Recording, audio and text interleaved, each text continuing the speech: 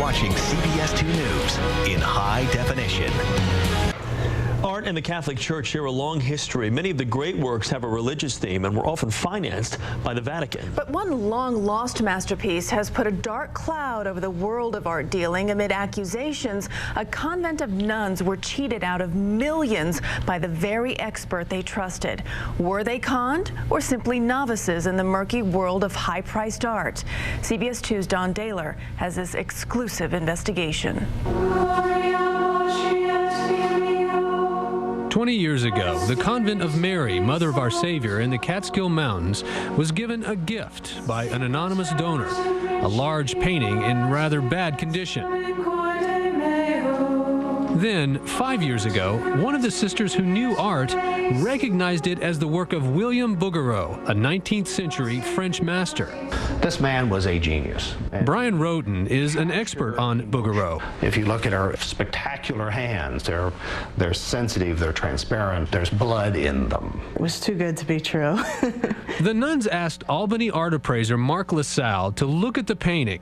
He told them it was worth $150,000 in its damaged condition, but if restored, could be worth 3 times as much. So the sisters sent their beloved painting away for a painstaking 2-year restoration. Once it was restored, the painting was spectacular. When LaSalle told them he'd found a buyer who'd pay $450,000, it was an answer to their prayers.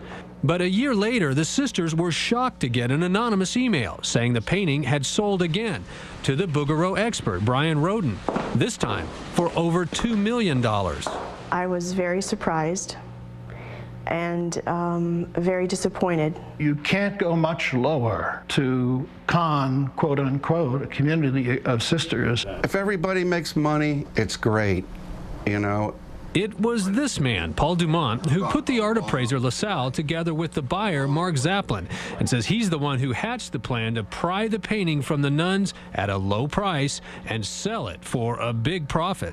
There's a lot of money involved. There's a lot of temptation.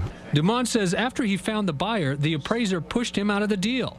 So Dumont turned on his alleged co-conspirators and in a sworn affidavit quotes the appraiser as saying, "We could screw the sisters and make a handsome profit by giving the sisters a low appraisal." You initially were willing to go along with this scheme. So what's the difference between you and these other people? You can read anything into it, you know, that I'm a bad guy, they're bad guys. The point is, where did the money go? Didn't go to me. The convent is now appealing to a higher authority, the courts. They're suing both the appraiser, LaSalle, and the buyer, Zaplin. Journalist Douglas Desher has covered the art world for 20 years. It's a sleazy business with a patina of class and style. You wouldn't even expect a professional gangster to engage in such behavior. Meanwhile, the Bouguereau is up for sale yet again. Asking price, $5 million.